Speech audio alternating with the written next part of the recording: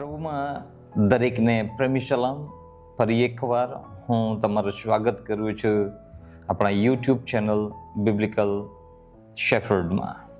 હું આશા રાખું છું કે તમે ખુશ છો અને પાછલા વિડીયોઝ જે આપણે રેકોર્ડ કર્યા અને યુટ્યુબમાં અમે અપલોડ કર્યા તે તમે જોયા છે અને તેનાથી તમે આશીષિત થયા છો અને તમારા જીવનમાં ફેરફાર આવ્યા છે, પરિવર્તન આવ્યું છે, તમે યોગ્ય નિર્ણયો કર્યા છે અને જેમ છેલ્લો વિડીયો અમે અપલોડ કર્યો હતો તે પ્રમાણે તમારી ચર્ચા સારી ચાલતી હશે એવી અમે આશા અને પ્રાર્થના રાખીએ છીએ. આજે ફરી એકવાર એક વિશેષ વિષય લઈને હું તમારી પાસે આવ્યો છું. જે વિષય પ્રભુના લોકોને ખાસ લાગુ પડે એવો છે અને તે બહુ સારો વિષય મને લાગે છે. અને તે વિષય પ્રેરિત પાઉલ એક સવાલની સાથે શરૂ કરે છે તે વિષયનો છે અને તે રોમનોને પત્ર 8મો અધ્યાય અને તેની 35મી કલમમાં લખવામાં આવ્યું છે. તે સવાલથી હું શરૂ કરવાની ઈચ્છા રાખું છું અને તે છે કે ખ્રિસ્તના પ્રેમથી આપણને કોણ જુદા પાડશે. ફરી એકવાર આ શબ્દ હું વાંચવાની ઈચ્છા રાખું છું કે ખ્રિસ્તના પ્રેમથી આપણને કોણ જુદા પાડશે. આ સવાલ પૂછીને અથવા આ સવાલને રજૂ કરીને પાઉલ પ્રેરિત એક આડકતરો જવાબ આપવા માંગે છે કે ખ્રિસ્તના પ્રેમથી આપણને કોઈ જુદા પાડી શકશે નહીં. અને પછી આગળ જતા તે એક લિસ્ટ આપે છે જે ત્યાં આગળ લખ્યું છે રોમનોને પત્ર 8મો અધ્યાય અને 35મી કલમમાં જ અને તે 39મી કલમ સુધી લિસ્ટિંગ આપે છે કે શું આ બાબતો આપણને અથવા મને ખ્રિસ્તના પ્રેમથી અલગ કરી શકશે કે નહીં. તેમાં તે આ પ્રમાણેનું લિસ્ટિંગ કરે છે. શું વિપત્તિ કે વેદના કે સતાવણી કે દુકાળ કે નગ્નતા કે જોખમ કે તલવાર, શું આ બાબતો આપણને ખ્રિસ્તના પ્રેમથી અલગ કરી શકશે? અને પછી તે જૂનો કરારના શાસ્ત્ર વચનને કોટ કરે છે અને કહે છે એમ લખેલું છે કે તારે લીધે અમે આખો દિવસ માર્યા જઈએ છીએ, કપાવાના ઘેંટાના જેવા અમે ગણાયેલા છીએ. 37મી કલમ, તો પણ જેણે આપણા ઉપર પ્રેમ રાખ્યો છે તેને આશરે આપણે એ બધી બાબતોમાં વિશેષ જય પામીએ છીએ. કઈ કઈ બાબતોમાં જય પામીએ છીએ તે ઉપર લખ્યું છે કે વિપત્તિમાં, વેદનામાં, સતાવણીના સમયમાં, દુકાળ કે નગ્નતા હોય કે પછી જોખમ કે તલવાર પણ હોય, એવા સમયોમાં પણ ખ્રિસ્તના પ્રેમથી આપણને કોઈ અલગ કરી શકતું નથી. અને પછી આગળ 38મી કલમમાં તે પોતાની ખાતરી વિશે લખે છે કે કેમ કે મારી ખાતરી છે કે મરણ કે જીવન, દેવદૂતો કે અધિકારીઓ, વર્તમાનનું કે ભવિષ્યનું, પરાક્રમીઓ કે ઊંચાણ કે ઊંડાણ અથવા બીજી કોઈ પણ સૃષ્ટ વસ્તુ દેવની જે પ્રીતિ ખ્રિસ્ત ઈસુ આપણા પ્રભુમાં છે તેનાથી આપણને જુદા પાડી શકશે નહીં. આજનો વિષય લાવીને હું તમને પ્રેરિત કરવા માગું છું અથવા ઉત્તેજન આપવા માગું છું કે આપણને ખ્રિસ્તના પ્રેમથી અલગ કોઈ ના કરે. આ વિષય કેમ અગત્યનો લાગે છે? કેમ કે ખ્રિસ્તનો પ્રેમ આપણને મજબૂત બનાવે છે. ખ્રિસ્તના પ્રેમથી અલગ કરવા માટે અમુક વ્યક્તિઓ કે વિષયો અથવા અમુક બાબતો કોશિશ કરતી હોય છે કે જે આપણને ખ્રિસ્તના પ્રેમથી અલગ કરી શકે એવી સંભાવના હોય છે. તો પણ પાઉલ અહીં ખાતરીપૂર્વક કેટલીક વાતો, અહીંયા જો લિસ્ટ તમે સારી રીતે વાંચો તો 17 જેટલી વિગતો અથવા બાબતો વિશે તે લખે છે કે આવી બાબતો મને કે આપણને ખ્રિસ્તના પ્રેમથી અલગ નહીં કરી શકશે. તેમાં શરૂઆતમાં જે લિસ્ટ તેમણે આપ્યું તે બહુ ખતરનાક જેવી છે. જેમ કે વિપત્તિ, અથવા વેદના અથવા સતાવણી અને દુકાળ અને બીજી અનેક બાબતો જેમ કે જોખમ કે તલવાર કે વસ્ત્રની તંગાશ કે બીજી અનેક બાબતો વિશે તે અહીં લિસ્ટમાં જણાવે છે કે આ બાબતો પણ મને કે તમને ખ્રિસ્તના પ્રેમથી અલગ કરવું ના જોઈએ. તો એવું તે શું છે આ પૌલ પ્રેરિતમાં અથવા તો ખ્રિસ્તને પ્રેમ કરનાર લોકોના વિષયમાં કે તે કહે છે ખાતરીપૂર્વક કે ખ્રિસ્તના પ્રેમથી આ બાબતો અમને અલગ નહીં કરશે? એવું તે શું થયું કે ખ્રિસ્તનો પ્રેમ તેમના માટે સર્વશ્રેષ્ઠ થઈ ગયો અથવા તો તેમના માટે ખાતરીદાયક થઈ ગયો કે બીજી કોઈ પણ બાબતો ખ્રિસ્તના પ્રેમથી, પ્રભુ ઈશુના પ્રેમથી તેમને અલગ કરી શકતા નથી? તો આ વાક્ય જ્યારે પાઉલ પ્રેરિત બોલે છે તો આ પાઉલના વિષયમાં થોડીક વાતો જાણવા જેવું છે, કેમ કે જે વ્યક્તિ આ વાક્ય બોલે છે તે વ્યક્તિ પહેલા કેવો હતો તે આપણે સમજવા માટે કોશિશ કરીએ. આ પાઉલ પ્રભુ ઈશુનો સેવક હતો. પ્રભુ ઈશુને સેવા કરી, અનેક મંડળીઓની સ્થાપના કરી અને પ્રભુનો અને ખ્રિસ્તી ધર્મનો અનેક દેશ, રાજ્યોમાં અને પ્રદેશોમાં ફેલાવો પણ કર્યો. અને બાઇબલમાં તેમણે ઓછામાં ઓછા 13 થી 14 જેટલા પત્રો લખ્યા છે અને તેમના પત્રો સદીઓથી વાંચવામાં આવે છે અને અનેક લોકો આશીર્વાદિત થયા છે.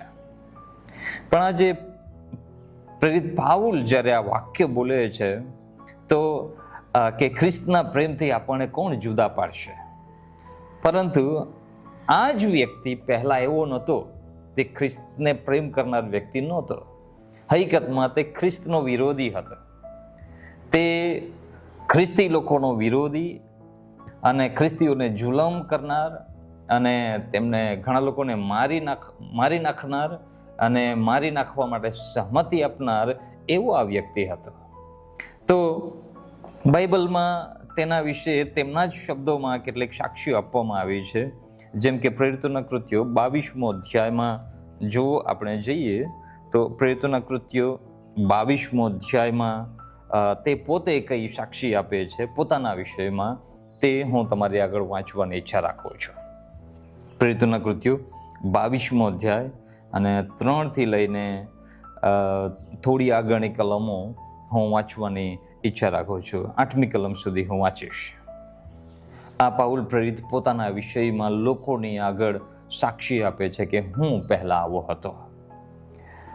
હું કિલિકિયાના તાર્સસમાં જન્મેલો યહૂદી છું, પણ આ શહેરમાં ગમાલિયેલના ચરણમાં ઉછરેલો અને આપણા પૂર્વજોના નિયમ પ્રમાણે પૂરેપૂરી રીતે શીખેલો અને આજ તમે સર્વ જેવા દેવના સંબંધમાં ચુસ્ત છો તેવો જ હું પણ ચુસ્ત હતો. વળી હું આ માર્ગના પુરુષોને તેમજ સ્ત્રીઓને બાંધીને તથા બંદીખાનામાં નાખીને મરણ પામતા સુધી સતાવતો હતો.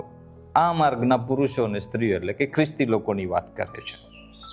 5મી કલમ, એ વિશે પ્રમુખ યાજક તથા આખો વડીલ વર્ગ મારા સાક્ષી છે. એટલે પાઉલના કહેવાનો મતલબ એ છે કે આ હું ગુપ્તમાં નહોતો કરતો, જાહેરમાં વડીલોની અને અધિકારીઓ, નેતાઓની પરવાનગી લઈને તેમની જાણકારીમાં હું ખ્રિસ્તી લોકોને મારી નાખતો હતો અથવા સતાવતો હતો, એવું અહીં તે બોલે છે.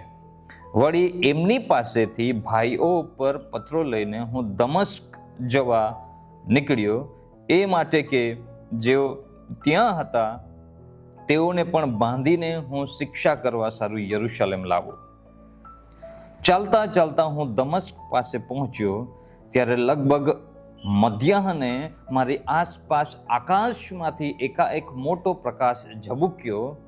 ત્યારે હું ભોંય પર પડી ગયો અને મને સંબોધતી કહેતી હોય એવી એક વાણી મેં સાંભળી કે શાઉલ શાઉલ તું મને કેમ સતાવે છે? આ જે શાઉલ શાઉલ શબ્દો છે એ પાઉલનું પહેલું નામ હતું. તું મને કેમ સતાવે છે? ત્યારે મેં ઉત્તર આપ્યો કે પ્રભુ તું કોણ છે?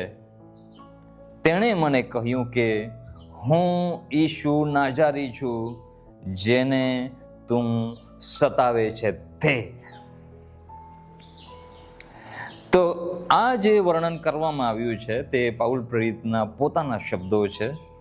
તે પોતે એક જન મેદનીમાં, જે મેદની તેને સાંભળવા માટે તૈયાર નથી, તેને મારી નાખવા માટે તૈયાર છે, એવા લોકોને થોડી વાર શાંત રાખીને પોતાના વિષયમાં એ બોલી રહ્યો છે કે હું તો આવો હતો, હું રૂઢિચુસ્ત માણસ હતો અને ખ્રિસ્તી લોકોને અને ખ્રિસ્તના લોકોને, ખ્રિસ્તી મંડળીઓને કતલેઆમ કરવા માટે સમર્પિત હતો. હું ધાર્મિક હતો, રૂઢિચુસ્ત હતો, યહૂદી હતો અને ગમાલિયલના ચરણોમાં ઉછરેલો, એટલે કે ગમાલિયલ નામના એક ધર્મશાસ્ત્રીએ તેમને ધર્મ શિક્ષણ આપ્યું હતું. તો એવો વ્યક્તિ હવે રોમનોના પત્રો 8મો અધ્યાયમાં આપણે વાંચ્યું 35મી કલમમાં કે ખ્રિસ્તના પ્રેમથી આપણને કોણ જુદા પાડશે.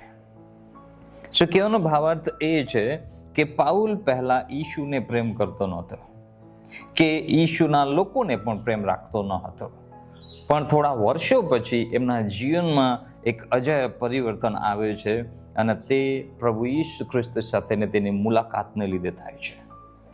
પ્રભુ ઈશુના મરણ પછી પ્રભુ ઈસુ ત્રીજા દિવસે સજીવન થયા અને પછી 40 દિવસ પછી તે સ્વર્ગમાં જતા રહ્યા અને પછી આ સર્વ ઘટનાઓ જે પાઉલ પ્રેરિતે શરૂ કરી તે અહીંયા વર્ણન કરવામાં આવી છે.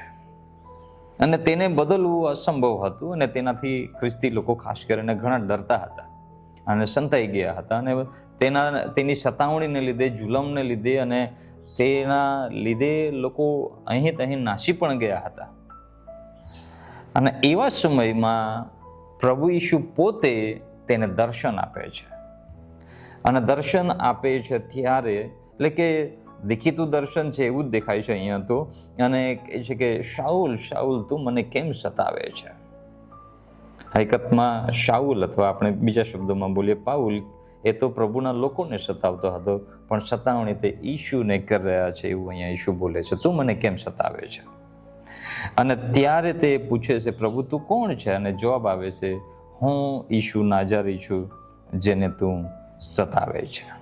અને એ ઘટના પછી પાઉલના જીવનમાં પરિવર્તન આવે છે, જેના વિશે આગળ લખવામાં આવ્યું છે અને બીજા પત્રોમાં તે પોતાના આ અનુભવોને વર્ણન કરે છે. તે દિવસથી લઈને તે ખ્રિસ્તનો વિરોધી નહીં પણ ખ્રિસ્તનો ઉપદેશક બન્યો, પ્રેરિત બન્યો, સેવક બન્યો, સુવાર્તિક બન્યો અને પ્રભુ ઈસુ ખ્રિસ્તની વાત દુનિયાભરમાં લઈ જવા માટે માધ્યમ તે બન્યો. અને એમ કરતા તે આ રોમના જ્ઞાની લોકોની મધ્યે, ખ્રિસ્તના લોકોની મધ્યે જ્યારે તે આ પત્ર લખે છે, તેમની વાતો કેટલીક રજૂ કરે છે, એ દરમિયાન તે આ વાક્ય બોલે છે કે ખ્રિસ્તના પ્રેમથી આપણને કોણ જુદા પાડશે. એટલે કે જે વ્યક્તિ પોતે સતાવતો હતો, જે વ્યક્તિ પોતે વિપત્તિ લાવતો હતો, જે વ્યક્તિ પોતે વેદના આપતો હતો, જે વ્યક્તિ પોતે લોકોનું ખાવાનું પીવાનું બંધ કરી નાખતો હતો, જે વ્યક્તિ પોતે ખ્રિસ્તી લોકોના વસ્ત્રો ફાડીને તેમને જેલમાં નાખતો હતો અને જે વ્યક્તિ જોખમી હતો અને તલવારથી જીતવા નીકળ્યો હતો, તે જ વ્યક્તિ હવે કહે છે કે ખ્રિસ્તના પ્રેમથી હવે આપણને આ બધી બાબતો જુદા નહીં કરી શકશે. સમજવા જેવી બાબત છે, અદ્ભુત બાબત છે કે જે વ્યક્તિ ખ્રિસ્તનો અને ખ્રિસ્તી લોકોનો વિરોધ કરતો હતો, તે જ વ્યક્તિ હવે ખ્રિસ્તનો પ્રેમી બની ગયો છે એવું દેખાય છે, અથવા ખ્રિસ્તના પ્રેમમાં પડ્યો છે. શું તમારા જીવનમાં આવા અનુભવ થયા છે કે તમે વિરોધી હતા, અથવા તો મશ્કરી કરતા, નિંદા કરતા, ધમકીઓ આપતા અને તમારા જીવનમાં અચાનક ખ્રિસ્ત વિશેની વાત અથવા ખ્રિસ્તની સુવાર્તા સમજમાં આવી અને તેના લીધે તમે પ્રભુ ઈસુ ખ્રિસ્તના પ્રેમમાં આવ્યા? તો આ પાઉલ પ્રેરિત પોતાના આ અનુભવોને હજુ બીજા એક પત્રમાં જણાવે છે, તે બી હું તમારી આગળ વાંચવાની ઈચ્છા રાખું છું. અને તેના એક આત્મિક દીકરા સમાન વ્યક્તિને આ પત્રમાં લખે છે, જેનું નામ તિમોથી છે. અને તેમાં બહુ સરસ વાત લખે છે તેમના આત્મિક દીકરાને કે મારા જીવનમાં આવું પરિવર્તન કેવી રીતે આવ્યું. અને તે તિમોથીને પહેલો પત્ર, પહેલો અધ્યાય અને 12મી કલમથી લઈને 17મી કલમ સુધી તેમના અનુભવો હું તમારી આગળ વાંચવાની ઈચ્છા રાખું છું. મને સામર્થ્ય આપનાર આપણા પ્રભુ ઈસુ ખ્રિસ્તનો હું આભાર માનું છું, કેમ કે તેણે મને વિશ્વાસુ ગણીને પોતાની સેવામાં દાખલ કર્યો. અજયબ કહેવાય, એક એવો વ્યક્તિ જે ઈશુનો વિરોધી હતો, પણ હવે પાઉલ પ્રેરિત લખે છે કે હું પ્રભુ ખ્રિસ્ત ઈશુનો આભાર માનું છું કે તેણે મને વિશ્વાસુ ગણીને પોતાની સેવામાં દાખલ કર્યો. અને પછી પોતાના જીવના જૂના અનુભવોને તે લખે છે, જો કે પહેલા હું દુર્ભાષણ કરનાર તથા સતાવનાર તથા જુલ્મી હતો, અને તો પણ મારા પર દયા કરવામાં આવી. આ છે ખ્રિસ્તનો પ્રેમ કે તે દુર્ભાષણ કરે છે, તે સતાવે છે, એટલું જ નહીં તે જુલમ કરે છે, અને તો પણ તે પોતાના અનુભવ વિશે લખે છે કે તો પણ મારા પર દયા કરવામાં આવી, કારણ કે તે વખતે મને ખ્રિસ્ત પર વિશ્વાસ નહીં હોવાથી મેં અજ્ઞાનપણે તે સગડું કર્યું હતું. આપણા પ્રભુની કૃપા મારા પર અતિશય થવાથી મને ખ્રિસ્ત ઈસુ પર વિશ્વાસ તથા પ્રેમ ઉત્પન્ન થયો. અહીંયા તે પોઈન્ટ આવે છે. ફરીથી એ વિષયને, એ વાતને હું વાંચવાની ઈચ્છા રાખું છું. આપણા પ્રભુ ઈસુની કૃપા મારા પર અતિશય થવાથી મને ખ્રિસ્ત ઈસુ પર વિશ્વાસ તથા પ્રેમ ઉત્પન્ન થયો. અને એ શરૂઆત છે ખ્રિસ્ત પર પ્રેમ કરવાની. ખ્રિસ્ત ઈસુ પર વિશ્વાસ અને ખ્રિસ્ત ઈસુ પર પ્રેમ કરવાની શરૂઆત અહીંયા થાય છે. આ વાત વિશ્વસનીય તથા સંપૂર્ણ અંગીકાર કરવા યોગ્ય છે કે ખ્રિસ્ત ઈસુ પાપીઓને તારવાને સારું જગતમાં આવ્યા. એવા પાપીઓમાં હું મુખ્ય છું. અનંત જીવનને સારું જેઓ ઈસુ ખ્રિસ્ત પર વિશ્વાસ કરે છે તેઓને માટે હું નમૂનારૂપ થાઉં માટે મારા પર દયા કરવામાં આવી કે તેથી તે પોતાની પૂરી સહનશીલતા મારા સંબંધમાં પ્રગટ કરે.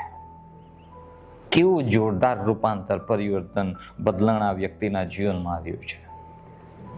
અને પછી તે પોતાના પ્રભુ વિશે આ પ્રમાણે વાક્ય બોલે છે, જે સનાતન યુગોનો રાજા, અવિનાશી છે, અદ્રશ્ય તથા એકાકી દેવ છે, તેને સદા સર્વકાળ માન તથા મહિમા હો. આમેન. સો ખ્રિસ્તના પ્રેમથી આપણને કોણ અલગ કરશે? એવું જ્યારે આ વાક્ય તે પૂછે છે અથવા તો બોલે છે ત્યારે તેના કહેવાનો ભાવાર્થ એ છે કે ખ્રિસ્તના પ્રેમથી મને કોઈ પણ બાબત અલગ કરી શકશે નહીં. પણ આવું છાતી ઠોકીને બોલવાનું કારણ શું? તો તે એવું નથી કે તે બસ ધર્મ બદલી કાઢ્યો અથવા તો બસ વિચારધારા બદલાય, પણ તેનો એક પોતાનો સાક્ષાત અનુભવ છે. તે પોતે જ્ઞાની માણસ હતો, ધાર્મિક માણસ હતો, પોતાના ધર્મની રક્ષા કરવામાં તેને ખુશી થતી હતી, અને તે કોઈ સામાન્ય માણસ ન હતો, પણ ફરોશીઓનો ફરોશી એટલે કે ધર્મગુરુઓમાં જાણે સર્વશ્રેષ્ઠ હોય એવો માણસ હતો. અને તેમ છતાં તે જુલ્મી બની ગયો, દુર્ભાષણ કરનાર થયો, અથવા તો ઘણું બધું કરવા લાગ્યો જેના વિશે આપણે વાંચ્યું. પરંતુ તેને પ્રેમ કરનાર, તેના પર ભરોસો કરનાર એક વ્યક્તિ પ્રભુ ઈસુ ખ્રિસ્ત સાથેની તેની મુલાકાતના એક ઘટનાને લીધે તેનું આખું જીવન રૂપાંતરિત થયું, પરિવર્તિત થયું. અને પછી શું થયું? પછી તે ખ્રિસ્ત પરના વિશ્વાસને પ્રગટ કરે છે અને ખ્રિસ્ત પરના પ્રેમને પ્રગટ કરે છે અને ખ્રિસ્તના ઉપદેશને તે પ્રગટ કરવાનો શરૂ કરે છે. અને તેમાં અનેક લોકો તેની સાથે જોડાયા અને તેઓ પણ ખ્રિસ્ત પર વિશ્વાસ કરવા લાગ્યા અને ખ્રિસ્ત પરના પ્રેમમાં વધવા લાગ્યા. અને તેઓને હવે જ્યારે સતાવણી થવા લાગી, તેઓની પાસે જ્યારે વેદના આવવા લાગી અને અનેક સંકટો ઊભા થયા, ત્યારે તેઓને પ્રોત્સાહિત કરવા માટે પાઉલ પ્રેરિત આ વાક્યો લખે છે કે ખ્રિસ્તના પ્રેમથી આપણને કોઈ પણ બાબત અલગ કરી શકશે નહીં. હું આશા રાખું છું કે તમે કે જેઓ પ્રભુને પ્રેમ રાખો છો તેઓને પણ કોઈ પણ બાબત ખ્રિસ્તના પ્રેમથી અલગ કરી શકશે નહીં. વેદના કે સતાવણી કે નિંદા કે મશ્કરી ખ્રિસ્તના પ્રેમથી આપણને અલગ કરી શકે નહીં. જો તમે જૂઠી બાબતને લીધે અથવા તો કોઈક સ્વાર્થી હેતુને માટે પ્રભુ પાસે આવ્યા હશો તો જરૂરથી તમે ખ્રિસ્તના પ્રેમથી અલગ થઈ જશો. પણ જો તમે સાચા દિલથી પ્રભુ પાસે આવ્યા છો, ખ્રિસ્તને ઓળખીને, પ્રભુને ઓળખીને, તો મને નથી લાગતું કે તમે પ્રભુથી અલગ થશો. સો મારું જે કહેવાનો ભાવાર્થ છે, શું તમે ખરેખર પ્રભુના પ્રેમનો અનુભવ કર્યો છે? અને એ જ પ્રેરિત પાઉલ રોમનોના પત્ર 5મો અધ્યાયમાં ખ્રિસ્તના પ્રેમ વિશે હજુ વર્ણન કરે છે કે ખ્રિસ્તે આપણને કેવી રીતે પ્રેમ કર્યો છે. તેનું વર્ણન રોમનોના પત્ર 5મો અધ્યાયમાં તે કરે છે અને તે હું વાંચન કરવાની ઈચ્છા રાખું છું. આજે હું બાઇબલમાંથી વધારે વાંચન કરવાની ઈચ્છા રાખું છું, કેમ કે એમાં મજા આવે છે, આનંદ આવે છે અને સ્પષ્ટતા પણ થઈ જાય છે. એટલે રોમનોના પત્ર 5મો અધ્યાય 6ઠી કલમમાં આ પ્રમાણે લખ્યું છે અને થોડું આગળ હું વાંચીશ. કેમ કે આપણે હજી નિર્બળ હતા એટલામાં યોગ્ય સમયે અધર્મીઓને સારું ખ્રિસ્ત મરણ પામ્યો. પ્રભુ ઈસુ ખ્રિસ્ત ક્યારે મરણ પામ્યા? જ્યારે આપણે નિર્બળ હતા એવા સમયે. પણ કોના માટે? અધર્મી લોકો માટે, જે પાપી છે, જે જુલ્મી છે અથવા તો જે અપરાધી છે, તેઓને ધ્યાનમાં રાખીને ખ્રિસ્ત મરણ પામ્યા. હવે એક લોજિકલ વાત કરવામાં આવી છે 7મી કલમમાં. હવે ન્યાયી માણસને સારું ભાગ્યે જ કોઈ મરે, સારા માણસને સારું તો કોઈ એક કદાચ મરવાને છાતી પણ ચલાવે. પણ 8મી કલમ, પણ આપણે જ્યારે પાપી હતા ત્યારે ખ્રિસ્ત આપણા સારું મરણ પામ્યો. એમ કરવામાં દેવ આપણા પરનો પોતાનો પ્રેમ પ્રગટ કરે છે. દેવ આપણા પરનો પ્રેમ પ્રગટ કરે છે. કેવી રીતે? જ્યારે આપણે પાપી હતા. 10મી કલમમાં આ પ્રમાણે લખે છે, કેમ કે જ્યારે આપણે શત્રુ હતા ત્યારે જો દેવની સાથે તેમના દીકરાના મરણ દ્વારા આપણો તેમની સાથે મિલાપ થયો, તો મિલાપ થયા પછી આપણે તેના જીવનને લીધે બચીશું. તે કેટલું વિશેષ ખાતરીપૂર્વક છે. સો પાઉલ પોતાના જીવનના અનેક અનુભવોને જોડીને આ વાક્ય બોલે છે કે ખ્રિસ્તના પ્રેમથી આપણને કોણ જુદા પાડશે. હું આશા રાખું છું કે તમને ખ્રિસ્તના પ્રેમનો અનુભવ થયો હશે. અને જો ખ્રિસ્તના પ્રેમનો અનુભવ નથી થયો તો તમે પ્રભુને પ્રાર્થના કરી શકો છો કે પ્રભુ તમારા પ્રેમનો અનુભવ મારા જીવનમાં પણ કરાવો.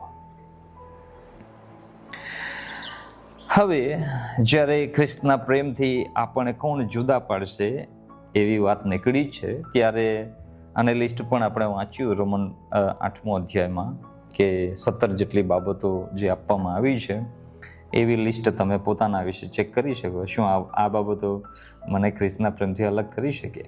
અને જો ના એવું તમે બોલો કે ના, આવી બાબતો મને ખ્રિસ્તના પ્રેમથી અલગ નહીં કરી શકશે, તો વેરી ગુડ, પ્રભુ તમને આશીર્વાદિત કરે.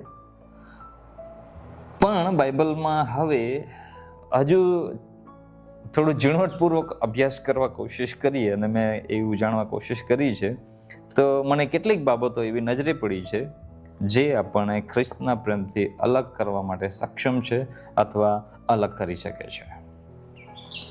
તો એ બાબતોને હું તમારી સામે લાવવાની ઈચ્છા રાખું છું કે એવી પણ બાબતો છે જે તમને ખ્રિસ્તના પ્રેમથી, પ્રભુ પ્રત્યેના પ્રેમથી, ઈશ્વર પ્રત્યેના પ્રેમથી અલગ કરી શકે છે.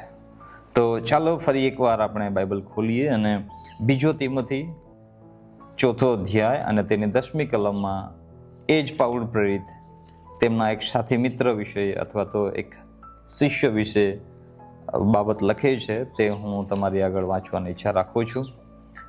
2 તિમોથી એટલે કે તિમોથીને બીજો પત્ર, તેનો 4થો અધ્યાય અને 10મી કલમમાં તે તિમોથીને આ વાત લખતા જણાવે છે, મારી પાસે વહેલો આવવાને તું પ્રયત્ન કરજે. 10મી કલમ, કેમ કે દેમાસ હાલના જગત પર પ્રેમ રાખીને મને તજીને થેસલોનિકામાં જતો રહ્યો છે.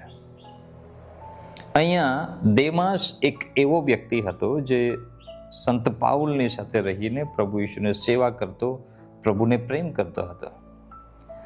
અને તેઓ એક ટીમ બનીને સુસમાચાર પ્રગટ કરતા.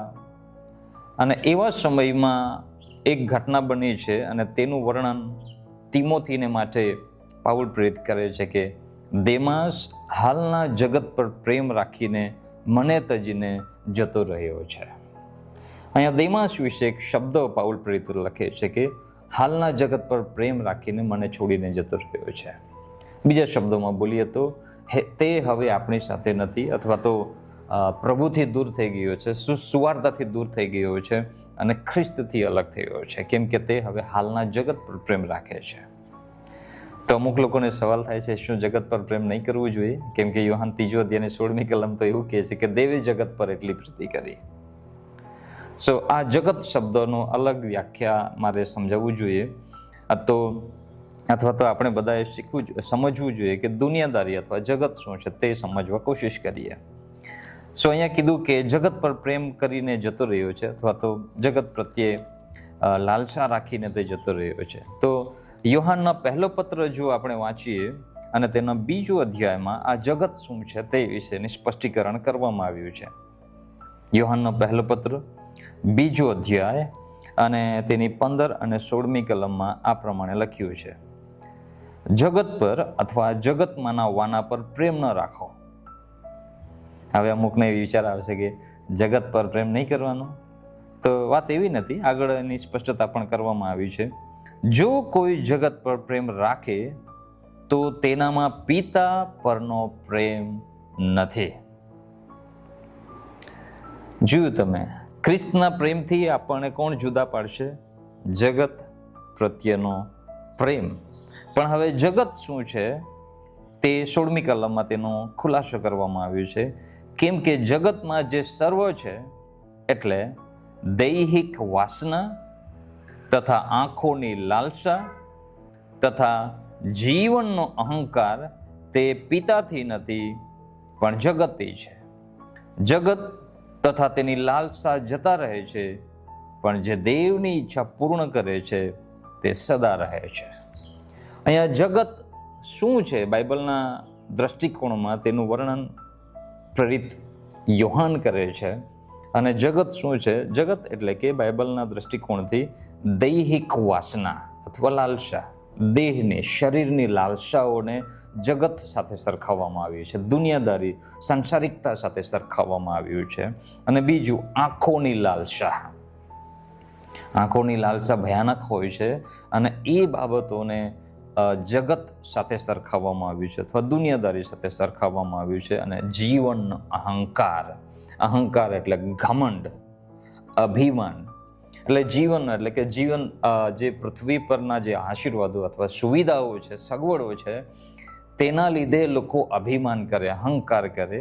તો તે સંદર્ભમાં અહીંયા બોલે છે કે તે સાંસારિકતા છે, દુનિયાદારી છે.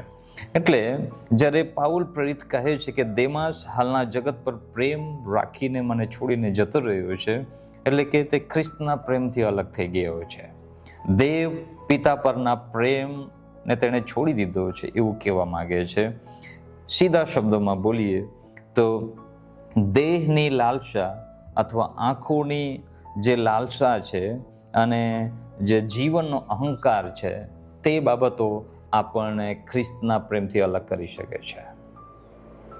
સો પ્રભુ પાસે આવ્યા પછી મારે અને તમારે બહુ ધ્યાન રાખવાનું હોય છે કે આપણી આંખોની લાલસા કેવી છે. આપણે આપણા દેહ જે છે, શરીર છે, તેની લાલસા, વાસના કેવી છે.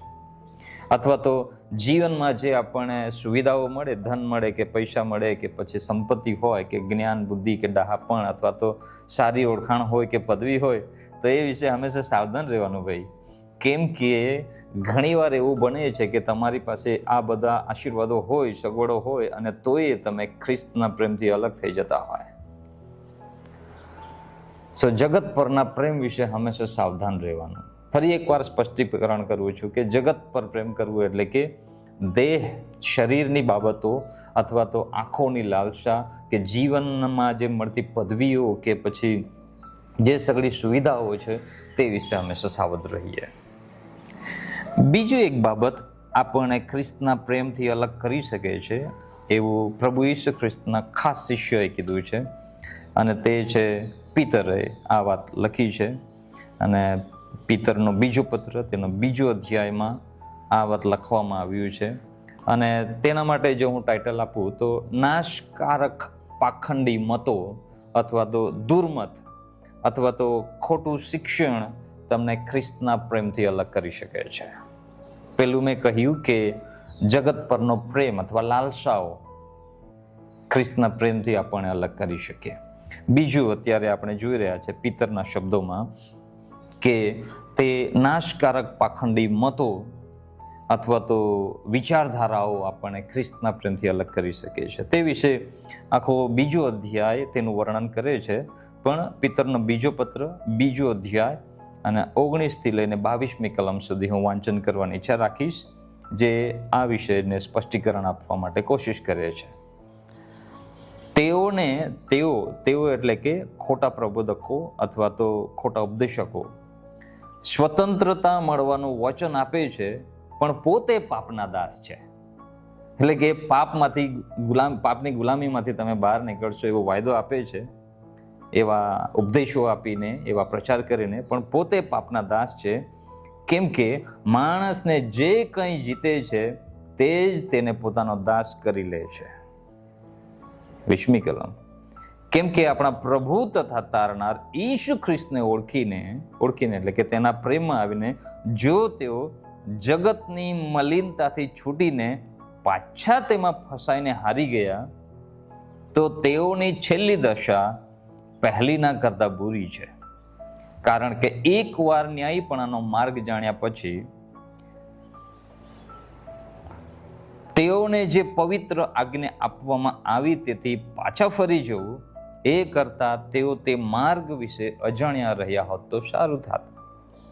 પણ કૂતરું પોતાની ઓક એટલે ઉલટી તરફ અને ધોયેલી ભૂંડણ કાદવમાં આડોટવા સારું પાછા જાય છે. આ કહેવત તો ખરી છે અને તે પ્રમાણે તેઓનું વર્તન થયું છે. એટલે કે પ્રભુ પર પ્રેમ રાખનાર લોકો અમુક વખત પોતાને જ્ઞાની સમજવામાં અથવા નવી વાતો શોધવામાં તેઓ ખોટા શિક્ષણમાં જતા રહે છે, અથવા તો જૂઠી વાતો ફેલાવતા થઈ જાય છે. અને આખો અધ્યાય મેં વાંચ્યો છે ઘણી વખત, તો તેમાં દેહના વિકારો વિશે વાત કરેલી છે, પૈસાના લોભ વિશે વાત કરી છે. એટલે કે પૈસા કમાવા માટે તેઓ ધર્મનો ઉપયોગ અથવા તો ઈશ્વરનો ઉપયોગ કરવા લાગે છે. પદવીઓ પ્રાપ્ત કરવા માટે અથવા તો નામના કમાવા માટે અથવા સત્તા હાંસિલ કરવા માટે તેઓ ઈશ્વરનો અને ઈશ્વરના ઉપદેશોનો વાત કરવાની શરૂ કરે છે. અથવા બીજા શબ્દોમાં બોલીએ તો તેઓ જૂઠું શિક્ષણ ફેલાવવાનું શરૂ કરે છે, જે ખ્રિસ્તના વચન પ્રમાણે નથી એવી વાતો ફેલાવવાનું શરૂ કરે છે. અને એમ કરીને અનેક લોકો ખ્રિસ્તના પ્રેમથી અલગ થઈ જાય છે. સાવધ રહો કે તમે ખ્રિસ્તના પ્રેમથી અલગ ના થાઓ. આવી બાબતો, આવી વિચારધારાઓ, આવા મત અથવા આવા વિશ્વાસ તમને અથવા આવો વ્યવહાર તમને ખ્રિસ્તના પ્રેમથી અલગ કરી શકે છે. ત્રીજી એક બાબત હું તમારી આગળ મૂકવાની ઈચ્છા રાખું છું, અને તે ફરી એકવાર યોહાનમાં હું તમને લઈ જવા માંગુ છું. યોહાનનો પહેલો પત્ર, બીજો અધ્યાયમાં તે વાત લખેલી છે કે જે તમને અને મને અથવા તો કોઈને પણ ખ્રિસ્તના પ્રેમથી અલગ કરી શકે છે.